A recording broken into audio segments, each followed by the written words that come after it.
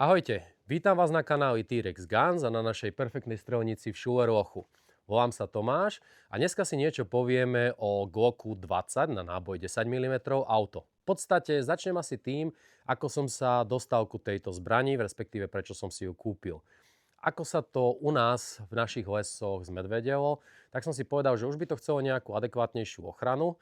No a keďže nabehám ročne zhruba tých 350-400 km turistiky v lese, tak som si aj vravel, že no, už asi mi ten revolver vraždy 357 Magnum veľmi dostačovať nebude. Tých útokov pribúdalo a už som sa necítil tak bezpečne ako voľakedy v minulosti. A keďže v tých lesoch aj prespávame, prípadne sa vraciame v noci, alebo v noci vyrážame a sme tam celý deň na tej turistike, aj na odľahlých miestach, tak som si vravel, že okrem toho pepra na medvede, respektíve spreju na medvede, by to chcelo ešte aj mať nejaký záložný plán. Začal som robiť trošku výskum, že aký kaliber si vybrať a akú zbraň si vybrať, no a skončil som s Glockom 20. Ak by ste chceli o tejto téme vedieť troška viacej, môžete kliknúť na link hore a tam sa o tom viete dozvedieť viac, je na to špecializované videjko. My ale teraz budeme si rozoberať konkrétne Glock 20, ktorá je vlastne väčším bračekom obľúbenej pištole policajných zborov Glock 17. Glock 17 pozná takmer každý. Je to veľmi rozšírená zbraň, používajú ich v mnohých policajných zboroch po celom svete. Od Ameriky Slováci majú túto zbraň zavedenú. Je to spoľahlivá zbraň, je ľahká a rovnako aj bezpečná. Nebýva s ňou žiaden problém, ako každá zbraň má svoje pre aj proti. Ak si zoberieme a porovnáme tieto búchačky, toto je Glock 17 a toto je Glock 20. Je to o dosť mohutnejšia zbraň, je väčšia, taktiež jej rukoveď je o dosť väčšia. Ukážeme si to na detailoch, ale v zásade, keď si ich porovnáme, tak Glockacká je troška dlhšia a troška širšia. Sú to len milimetre, ale Glock veľmi nevyniká dobrou ergonómiou a aj tak sa už ten úchop zhoršil. Ak si porovnáme ale štvrtú generáciu, ktorá už má chrbty a jej rám bol zmenšený, vychádzala vlastne z tretej generácie Glockov 20, ktoré mali model SF, tzv. Small frame v rámci tretej generácie, tak ten bol taký istý ako Glock 17, ale s tým chrbtom, ktorý je, tuším, M-ková veľkosť, proste tá prostredná veľkosť. Vyskúšame si teraz, ako sa správa strelivo Salier & Bellot 10 mm auto pri našej stene a porovnáme si to s nábojmi STV z Glocku 17.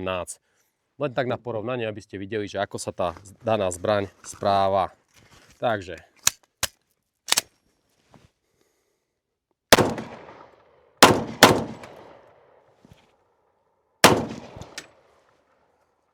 A teraz strelivo STV, Glock 17.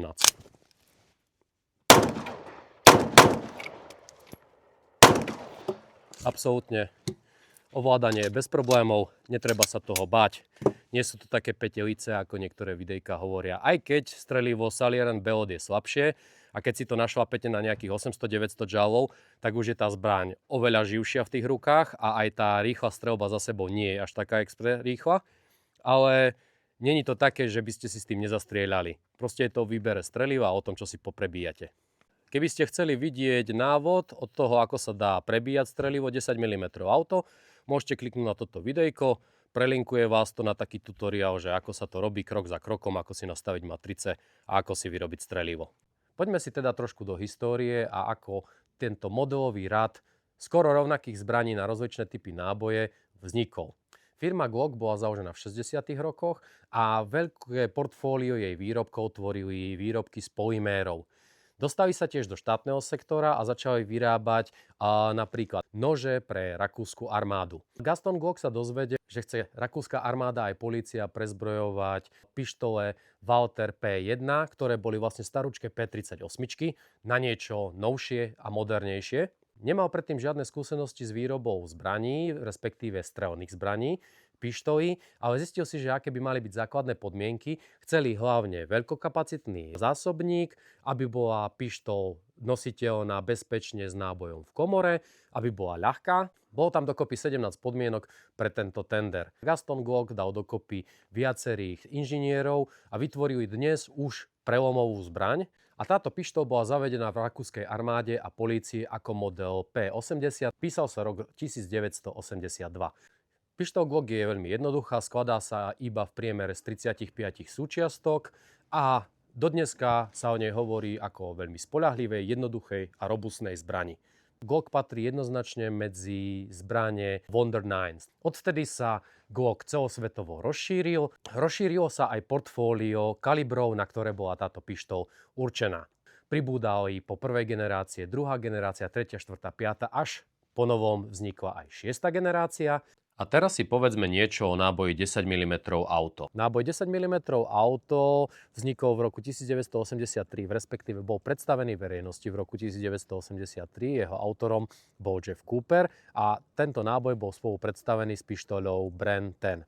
Účelom tohto náboja bolo poskytnúť výkon, ktorý je vyšší ako 45 auto, ale zároveň by bola tam väčšia penetrácia do hĺbky daného cieľa. Náboj, ktorý vznikol, sa hýbe energiou v rozmedzi 500 až 1050 joulov. Niektoré navážky dneska sú aj 1200 joulov, ale so mnoho lepšou penetráciou v rozmedzi od 300 do 800 mm v balistickom géli.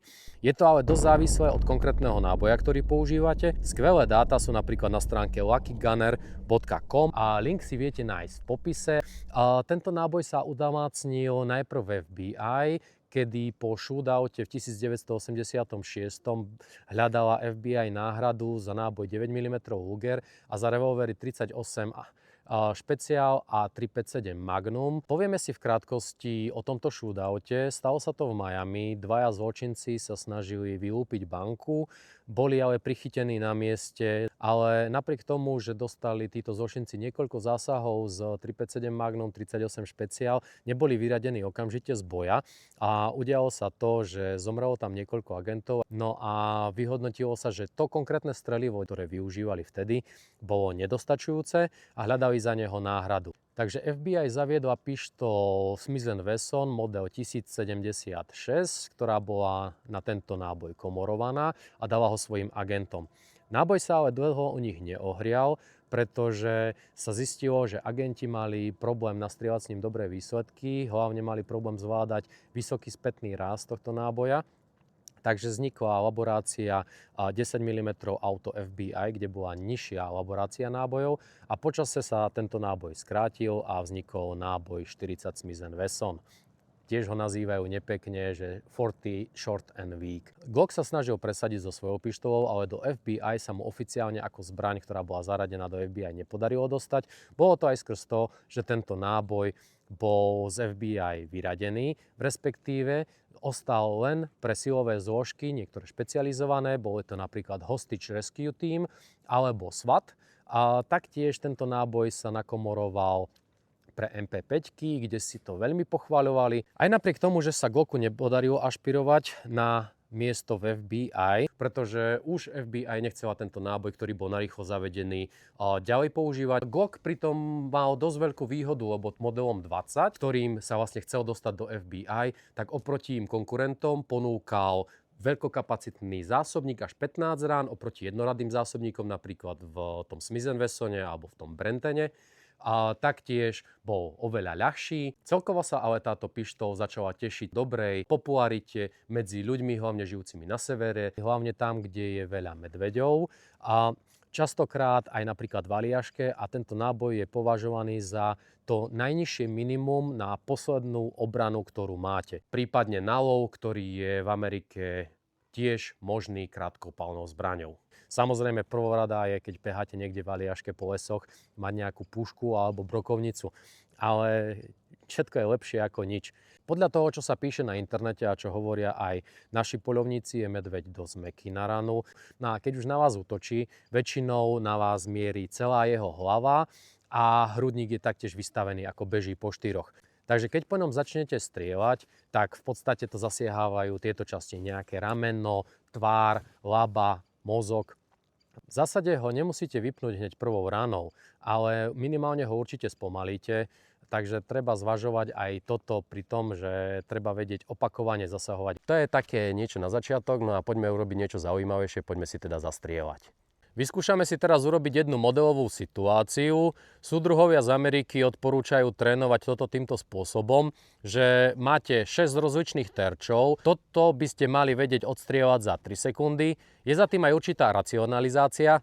Keďže medveď rozbehnutý dokáže bežať až rýchlosťou 50 km za hodinu, tak v tomto prípade to vie ubehnúť za nejaké 2-3 sekundy. Samozrejme, keď stojí, tak mu to rozbehnutie ešte chvíľu trvá. Takže 2 sekundy, keď to bereme podľa počtov, ale 3 sekundy je to také normálne, aspoň súdruhovia to tak odporúčajú. Máme nastavený timer na 3 sekundy, ja už budem prichystaný, zbraň budem mať v ruke. Je to vlastne ten čas, ako keby sme simulovali, že ten medveď sa rozhliada, rozmýšľa, či zaútočí. Na mne bolo predtým, aby som sa snažil vycúvať z toho, aby som prípadne na ňo zakričal, snažil sa ho odradiť od toho útoku. No ale keď už sa rozbehne a útočí, bohužiaľ nič iné neostáva, len sa brániť nejakým spôsobom. Ešte taká malá poznámka, tie medvede môžu aj fingovať útok. Zaútočia chvíľku a potom prestanú s útokom, takže treba fakt rozmýšľať, že netreba tu spúšť tlačiť unáhlene. Ako treba nejako vyhodnocovať tú situáciu a fakt, ako brániť sa, až keď je to skutočne najkrajnejšia možnosť. Ale teraz si to poďme vyskúšať. No a teraz v podstate ja si ho tam pozorujem, ako ma kolega odštartuje, budem strieľať na terče od zadného až smerom ku mne a uvidíme, že kam sa mi podarí dostrieľať. Strelec vypravený? Jo. Pozor.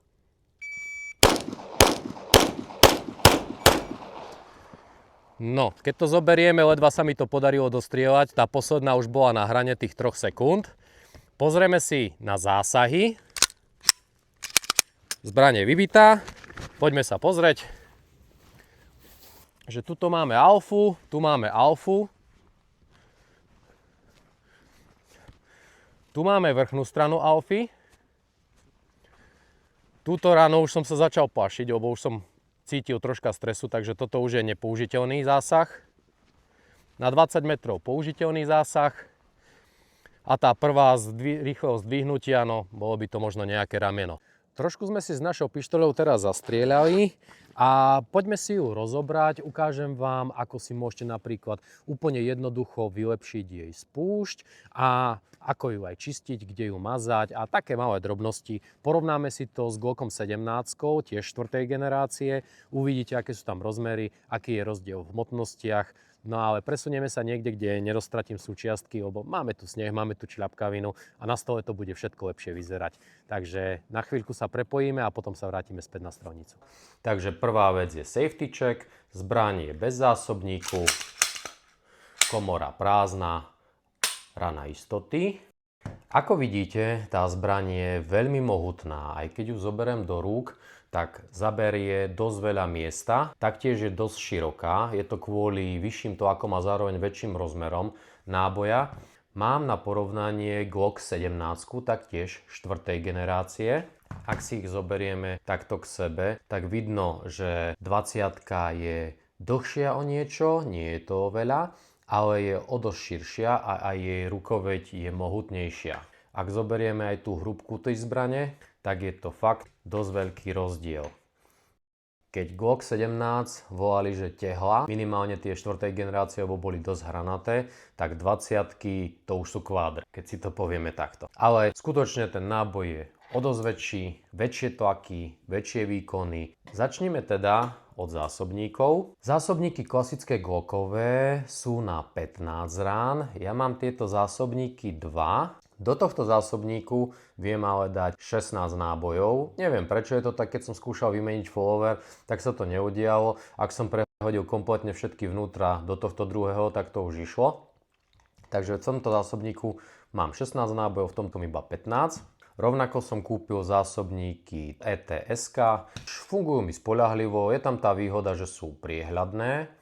Ale ináč taký extrémny rozdiel medzi nimi nevidím, jedine v cene a v tom, že tieto som vedel zohnať a keď som kupoval zbraň, tak tieto 20-kové mi hovorili, že si mám na ne počkať štvrť až pol roka, tak som povedal, že kašľam na to a zohnal som si tieto.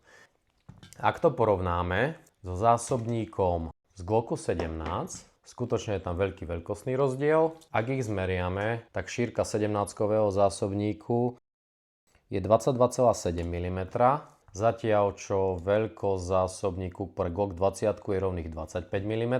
Na dĺžku je to 36,3 mm voči 33 mm, takže o rovné 3 mm je tento zásobník väčší. Dĺžka zásobníka, takže dĺžkovo sú zásobníky úplne identické. Obe tieto zbrane mám bez chrbtov, mne sa to tak najlepšie z toho strieľa, takže malo by to byť širšie o 3 mm. Vyskúšajme teda na spodnej časti. 58,7, 56,7. Takže celkovo je dlhšia táto rukoveť o 2 mm na Glock 20. Šírka rukoveti 29,3, 31,1 mm. Že toto sú tie základné rozmerové rozdiely. Rozborka a zborka Glocku 20, takže skontrolujete si náboj, či nemáte v komore, dáte ranu istoty.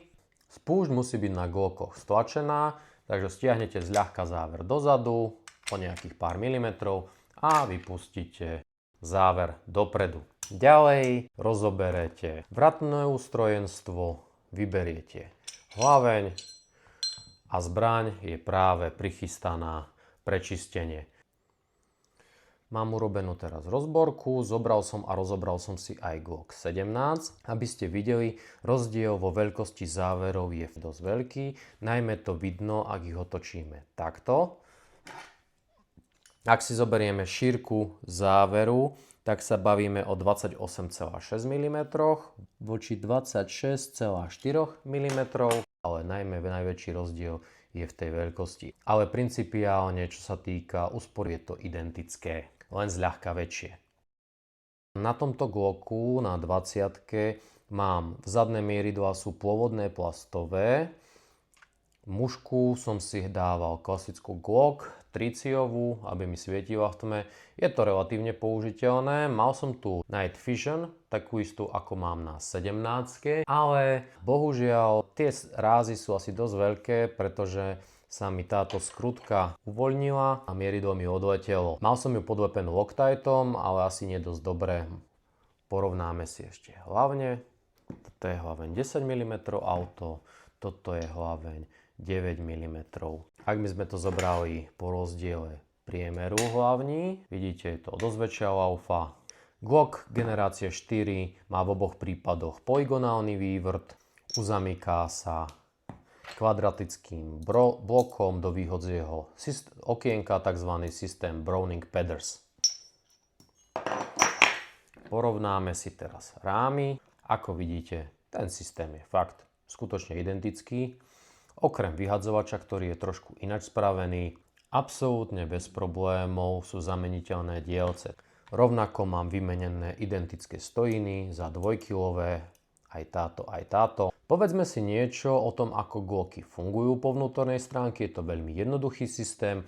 Máme tu priamobežný úderník, ktorý má túto hranu. Za tú sa zachytáva ťahlo z púšte, ktoré naťahuje úderník do zadnej polohy a na konci podšmykne popod neho. Pokiaľ je stlačená blokácia, je možné, aby úderník vyšiel do prednej polohy a udrel po zápalke.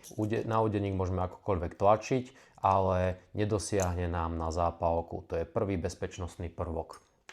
Druhým bezpečnostným prvkom zbrane je poistka spúšte. Tá sa aktivuje, keď je spúšť v prednej polohe, vysunie sa táto nožička. Pokiaľ spúšť nestlačíme správne, iba vtedy je možné ju aktivovať. Keď zbraň obtiahneme, tak spúšť sa natiahne do prednej polohy a zachytí sa touto hranou o tento pin. Keď spúšť začneme stláčať, tak sa naťahuje úderník. To znamená, že ten úderník bol predpnutý zhruba tak do polky, ale zároveň sám nemá dosť energie na to, aby odpálil náboj. No a sa šmýka po tomto dielci, volá sa to stojina spúšte, má asi takýto nejaký tvar. Má tu určitý uhol. Tým, ako je tento uhol zmenený, sa mení aj odpor spúšte a vypúšťa úderník v inej polohe. Tak poklesne nižšie, spustí sa smerom dole a vtedy vypustí úderník. Tento systém Glock používa v rámci všetkých svojich búchačiek. Pokiaľ máte dobré púzdro, je to 100% bezpečné. Jediné problémy, ktoré sa diali s Glockmi, boli, keď sa dávali do nylónových púzdier alebo do nejakých kožených púzdier. Je to osvedčené rokmi. Iné možnosti na zlepšenie chodu spúšte sú napríklad od Glocku si tam môžete dať performance spúšť. Tu je možné montovať do Glockov 4. a 5. generácie. Funguje vlastne tak, že spúšť sa nachádza v prednej polohe celý čas a úderník je natiahnutý. Tým pádom není predopnutý, ako je to klasicky, ale nachádza sa vždycky v zadnej polohe a vy ho vlastne iba vypustíte. Takže ide doslova o systém single action v tomto prípade. V rámci ďalších upgradeov spúšte sú tu úplne jednoduché riešenia. Môžete si kúpiť napríklad takúto jednoduchú stojinu spúšte. Ja mám tu nahodené 2-kilové stojiny. Ukážeme si teraz, ako sa v rýchlosti rozoberá a vymieňajú tieto súčiastky. Ja som si trošku pomohol, povytláčal som si šťastí kolíky, aby mi to šlo rýchlejšie. Dobré je kúpiť si tieto dva nástroje. Na Aličku to stojí takých 7 €. Je to vyhadzovací pin a tuto máte skrutkovač s magnetom. Toto slúži na to, aby ste vedeli uvoľňovať a uťahovať si mieridlá. Takže najprv si vytlačím pin v zadnej časti rukovete. Teraz si vytlačím horný pin, kľudne na to použite zásobník na vyklepnutie.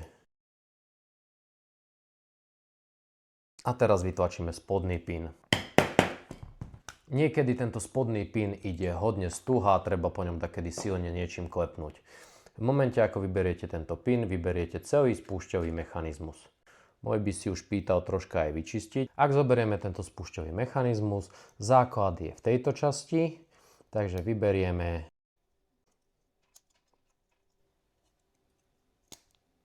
tak. Tu je naše tiahlo spúšte.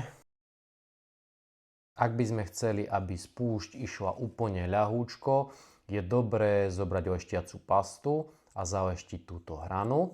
Tá práve prechádza po stojine spúšte. Jednoducho ju stačí vytiahnuť. A táto stojina spúšte, na nej je dobré zaleštiť ďalšie styčné plochy. Takže zalešťuje sa táto a táto plocha a taktiež môžete zaleštiť túto plochu. Tým, že si vymeníte túto stojinu spúšte za nejakú inú, napríklad túto, sa výrazne zmení odpor. To sú to miniatúrne rozdiely, ale veľa toho spravia. Takže montáž spätná je veľmi jednoduchá. Zoberiete, zatlačíte to tu. Táto pružinka, ak tu dáte silnejšiu, tak bude pružina silnejšie naťahovaná smerom dozadu a tým pádom je spúšť znova ľahšia. Keď zaleštíte tieto styčné hrany, ktoré fungujú vzájomne spolu, tak máte znova ľahšiu spúšť. Výmenou tejto pružinky máte znova ľahšiu spúšť, takže dá sa to dosť jednoducho upgradeovať. Poďme si to zmontovať. Prvá ide dovnútra spúšť. No poď. Troška vnúka. Tak, OK. Tuto si pridržíme túto časť.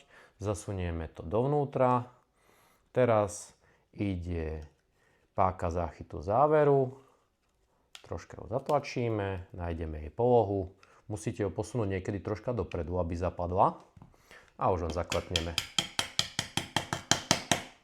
Tak. Takže toto máme hotové. Test funguje. Teraz si založíme zadný kolík, prípadne toto poradie už nie je také dôležité, a vrchný kolík. Tento kolík zakladáte dovnútra. Musíte zatlačiť túto maličkú pružinku smerom nadol, aby bola pod daným kolíkom, nie nad ním. Ak je to opačne, bude vám zdvíhať záchyt záveru a to není zrovna vec, ktorú chcete. V rámci tých setov, ak si chcete zlepšiť spúšť, predávajú sa napríklad tieto sety od Ghostu, alebo napríklad takýto set. Toto je firing pin z pružina, tu je trigger spring, tieto si viete vymeniť taktiež od Tony Systems napríklad, je to otázka pár eur. Ako sa dá ešte zlepšiť spúšť? Pružinka, ktorú musíte naťahovať počas toho, ako stláčate spúšť, sa nachádza v tejto časti a tým, že ju vymeníte Napríklad za takúto od Tony Systems sa vám zmenší odpor spúšte. Zatlačíte za túto objímku a vysuniete šúpatko vonku. Teraz vám vyjde celý systém, ktorý drží túto pružinu von. A môžete si napríklad chytiť za pružinku, zatlačiť a teraz sa vám to rozpadne na tieto dva mesiačiky a práve teraz môžete demontovať. Vymeníte tú pružinu za druhú, znova oproti tvrdej podložke založím, stiahnem pružinu dole, zatlačím si prvý mesiačik, položím si druhý mesiačik a spoločne sa oprú o tento dielec. Není to drahá súčiastka, ale nestraťte si ju, lebo môžete byť potom celkom smutní pri tom skladaní. Rovnako tieto plejty sa dajú meniť, nie je to nič dôležité. Ak by ste chceli Glock ďalej rozoberať, tuto máte pružinu vyťahovača a keď uvoľníte blokáciu úderníka, viete vybrať, mi vypadne vonku aj blokácia úderníka, ktorá je taktiež na pružinke. Úplne jednoduchý primitívny systém dielcov, ktoré zapadajú sami do seba. Je to super, lebo je to veľmi jednoduché. Takže poskladáme si to znova. Ešte pred zborkou zbrane si povieme pár drobností, ako a kde olejovať Glocky, respektíve všeobecne pištole. Zbytočne je tam naliať 300 litrov oleju, ten olej sa potom zmiesí s nečistotami a môže spôsobiť oveľa väčší problém. Takže v rámci takého mazania mažte tie dielce, kde sa stýka kov s kovom. Takže je vhodné namazať nejakou vazelínou, nie tekutým olejom, lebo tie väčšinou stečú dole. Túto plochu a celkovo styčné plochy, kde sa stýka oceľ s oceľou. Nikdy nemažte vyhadzovač, môže vám to začať preklzávať popod náboj a taktiež uzamykanie. To jest túto časť uzamknutia, táto časť uzamknutia a vhodné je naniesť malú lubrikačnú vrstvu aj na koniec hlavne.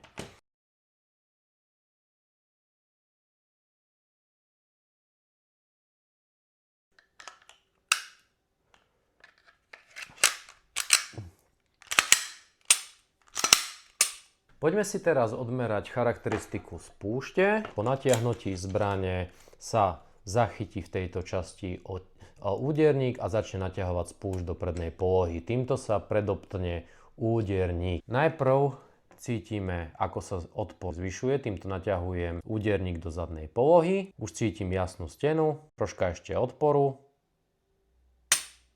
a prepad. Poďme znova. Takže reset 2, 3, 4, 5 mm. Poďme si zmerať odpor.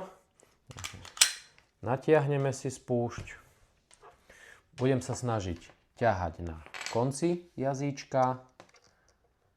Takže ideme, odpor sa zvyšuje 16 N. 16,7 N. 0. Na konci spúšte znova ťaháme 16,8. Túto spúšť mám spravenú s výmenou stojiny spúšte za 2-librovú a ešte som vymenil túto pružinku spúšte. Nemenil som pružinu pod úderníkom, pretože som nechcel, aby mi slabšie odpaľovalo náboje. Teraz sme si urobili nejaké zábery znútra, tak si poďme troška zastrieľať, troška zohriať ručky. Momentálne nemám slúchatka ani štuple, chcem len demonštrovať tým, že aj náboj, ktorý má nejakých tých 700 joulov, lebo tieto 180 grainovky mám na 700 joulov, sú počúvateľné a dá sa to využiť aj bez toho. Pozor, strieľam! Som schopný takto strieľať. Keď som sa rozhodol, že vlastne mojou zbraňou do lesa bude Glock 20, respektíve Glock, tak som ešte chvíľu uvažoval o jej menšej verzii G29. G29 je kompaktná, má kratšiu rúčku, takže ju viete držať za 2 prsty a taktiež má kratšiu hlaveň, je teda aj trochu ľahšia. Mal som trochu obavy z toho, ako budem túto zbraň vedieť používať a zvládať výkon našlapaných nábojov, preto som sa rozhodol radšej ísť do tejto väčšej verzie. Taktiež G29 má tú nevýhodu, že má tú kratšiu hlaveň a tým pádom aj energia strelu je nižšia, pretože rýchlosť strelu je nižšia. Je to zhruba okolo 100 feetov, čo je nejakých 33 metrov za sekundu. Nie je to zrovna veľa, ale keď začnete tú pištol prebíjať, tak zistíte, že na to, aby ste pridali 33 metrov rýchlosti strele pri G20, musíte sa dosť babrať s tým prachom a keď ste už na vrchnej hranice vašich laborácií, tak zrazu zistíte, že s tým máte nejaký ten menší alebo väčší problém. Samozrejme, vedel som o tom, že keď si zoberete klasický zásobník z G20, strčíte si od dnuka, tak bude trochu trčať. Sú také redukčné púzdra, ktoré vám umožnia získať plnohodnotný úchop na tej zbrani, ale nakoniec som si povedal, že poriešim G20 a nebudem experimentovať ani s G40 ako príliš veľkou, ani G29 ako menšou verziou a myslím si, že som úplne v pohode a som s tým aj spokojný. Na G20 neexistuje až také veľké množstvo púzdier, ako by ste chceli, ale teoreticky sa dá pomôcť si. Napríklad toto je Kidexové čínske púzdro z AliExpressu na Glock 17, ale upravil som ho na G20. Keďže G20 je širšia, tak som spravil dve veci. Najprv som uvoľnil skrutky, túto a túto, ale nebol to dostatočný krok. Musel som zobrať teplozdušnú pištol a nahriať ju to púzdro v tomto mieste. Potom, ako som to spravil, funguje to absolútne bez problémov. Keď zoberiem G20, sedí dnuka aj so svetlom, nehýbe sa. A keď si zoberiem G17, tak taktiež sedí vo vnútri, troška sa vyklá, ale keď utiahnem tieto skrutky, tak tam drží úplne bez problémov. Takže toto je jeden taký malý tip, ako si môžete za málo peňazí urobiť púzdro, ktoré vám bude pasovať na obe pištole. A výhoda tohto púzdra z AliExpressu je ešte v tom, že mi do ňoho pasne aj Beretta 92 a aj veľa iných rozličných pištolí. Takže v rámci nosenia je to jedna z možností.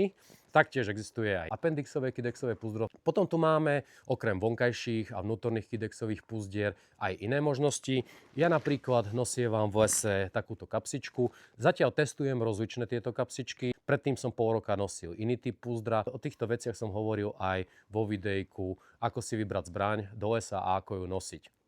Ja túto kapsičku používam ale hlavne aj preto, pretože keď chodívam napríklad na ski Alpy a tú zbraň nosím hlavne do lesa, do mesta a podobne nosievam Hellcata. Maličká mikrokompakt, malá zbraň v 9.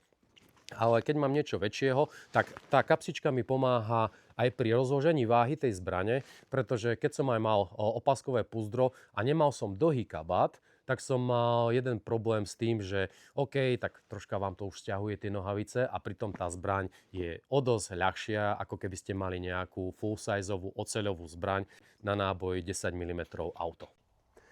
Poďme si teraz vyskúšať rýchlosť tasenia. Zbraň už mám nabitú v pohotovosti a mám nastavený timer na 3 sekundy, takže od štartu zaznie signál 1 a keď prejdú 3 sekundy, zaznie signál 2. Vyskúšame si, že koľko vôbec zásahov dokážem vystreliť a či vôbec aspoň jeden. Takže ja som pripravený, počkám na moju šarmantnú asistentku na odštartovanie. No, za 3 sekundy som bol schopný vystreliť 2 rany. Vyskúšame si to znova. Pokus číslo 2.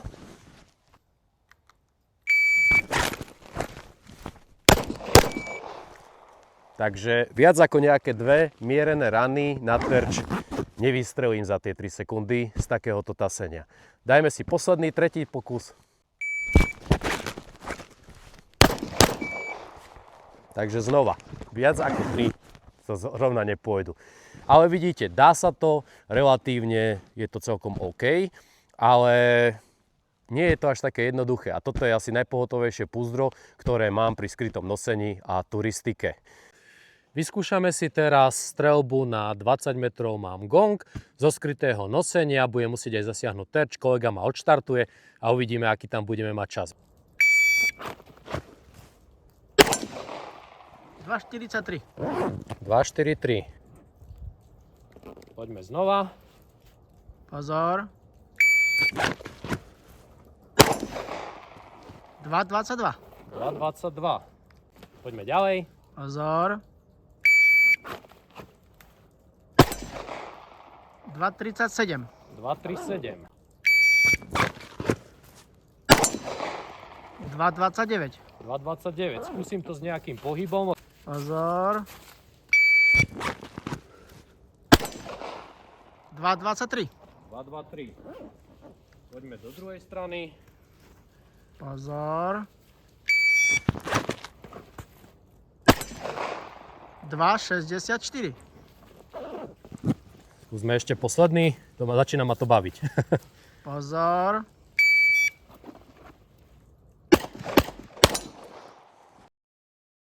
Tak poďme ešte jedno. Pozor. 2,40. 2-4-0. No, bolo to celkom zaujímavé, zabavili sme sa. Glock 20 vlastním už nejaké tie 3 roky. Mám nastrieľaných nie až tak veľa, možno nejakých 2-2,5 tisíc rán z toho.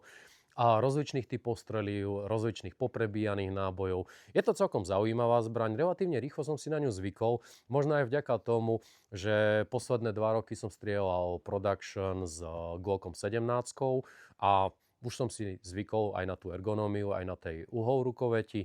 Takže nemám problém byť s tou zbraňou relatívne pohotový, aj keď ten výkon je väčší a aj tá zbraň je trošku mohutnejšia, aj ťažšia, ale v základe s tým problém nemám. Ja túto zbraň nosím hlavne do lesov, na turistiku. Ja do roka spravím nejakých tých 350-400 km pešej turistiky, plus k tomu nejaké skialpy a podobne. Človek chce mať v nejakej tej odľahlej časti niečo pri sebe, keby náhodou sa niečo stalo, hlavne keď tam potom prespávame a podobne. Som zatiaľ s ním spokojný, nemal som s ním žiadne závady. Jediné závady, ktoré som mal, boli na prebíjaných strelivách a so zápalkami Salier & Bellot. Neviem, či mám dáku vadnú šaržu týchto zápaliek veľkých pištolových, ale sú s ňou problémy. Zhruba zo 100 zápalok mi 2 neodpália. Môžem to opakovane natiahnuť tú zbraň streliť. Tá zápalka je takmer prederavená, je vyklepaná poriadne, aj tak neodpáli ten náboj. Takže neviem, čím to je. Musím skúsiť možno inakšie zápalky, ale bohužiaľ v rámci toho streliva 10 mm auto tie faktorické náboje sú buď slabé, viď beloty. Zohnať fakt nejakú našlapanejšiu ráž je trošku náročnejšie a aj keď si kúpite niečo, čo je určené priamo na obranu a potom to hodíte cez hradla, tak zrazu zistíte, že tie tabuľkové hodnoty sú fakt len tabuľkové a z realitou to až tak veľa spoločného nemá. Alebo majú nejakú inú nevýhodu. Napríklad od Hornady získate zvyčajne v našich obchodoch iba s expanznou strelou, zatiaľ čo s celoplášťom alebo s nejakým hardcastom je to nájsť strašný problém. Takže po tejto stránke asi ostanete odkázaní na prebíjanie a ak idete už na tie vrchné časti výkonov, tak ešte odporúča sa vymeniť si pružinu vratného mechanizmu, bo potom sa vám môže stať, že sa vám začne záver otvárať skôr, ako je potrebné, začne vám vyfúkovať nábojnice a vy budete na nejakých 950, maximálne 1000 žalloch a nebude vám to fungovať dobre.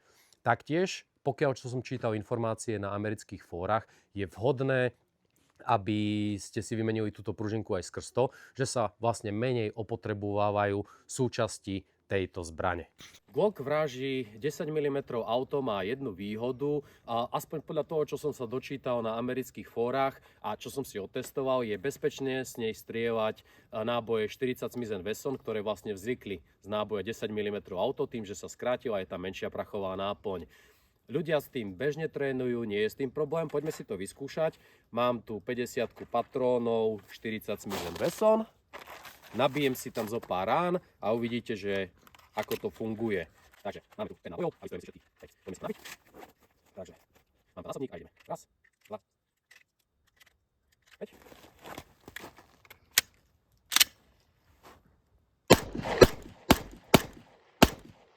Bez problémov.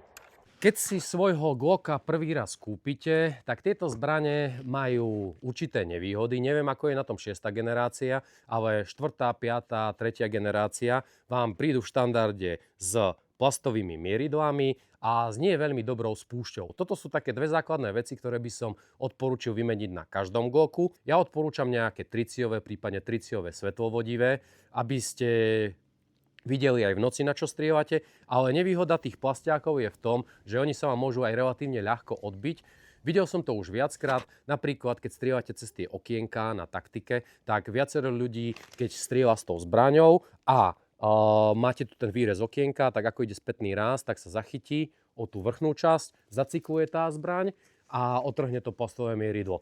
No a potom môžete byť z toho celkom smutný. A s oceľovým toto až tak nehrozí. Ináč som s Glockom maximálne spokojný. Na zbraň som v nej nerobil okrem tej stojiny z púšte žiadne zmeny. Ak by som si chcel spúšť ešte viacej vylepšiť, povymieniam si tam pružinky, ale v zásade pružinku úderníku nemením, lebo chcem mať spoľahlivé tie odpaly. Ja som zo Safe Action na nosenie s nábojom v komore absolútne v pohode. Samozrejme, ak by ste to nosili napríklad v kabáte alebo niekde, kde nie je zakrytý ten lúčik a mohli by sa nejakým spôsobom brnknúť po spúšti, tak tam dá taký malý kidexový bazmek, ktorý sa dá na šnúrku a keď to vyťahnete z toho vrecka, tak vám zostane tak jemne plendať. Prípadne niekto si kupuje ten clip draw. Ja to veľmi neuznávam, mať Glocka len tak v nohaviciach na tom klipe, ale každému, čo chce. To sú len také moje preferencie. Neberte to ako nejakú univerzálnu pravdu. Aj to, že som si kúpil do lesa Glock 20 Vraž 10 auto. Ten výber mal nejaký zmysel. Mal som niečo v pláne, mal som niečo v hlave a robil som niečo nejakým spôsobom. Vy to tak nemusíte robiť. Môže pre vás fungovať niečo o dosť lepšie a bude to niečo úplne iné. Či už sa jedná o zbraň alebo o ráž. Toto boli len kritériá môjho výberu tej zbrane a ja som s tým celkom spokojný. Dúfam, že sa vám toto videjko páčilo. Ak áno, dajte odber, respektíve subscribe. Vás to stojí pár sekúnd a nám to vie veľmi pomôcť. Tešíme sa pri ďalšom videu a medzi tým trénujte. Držte sa a čaute.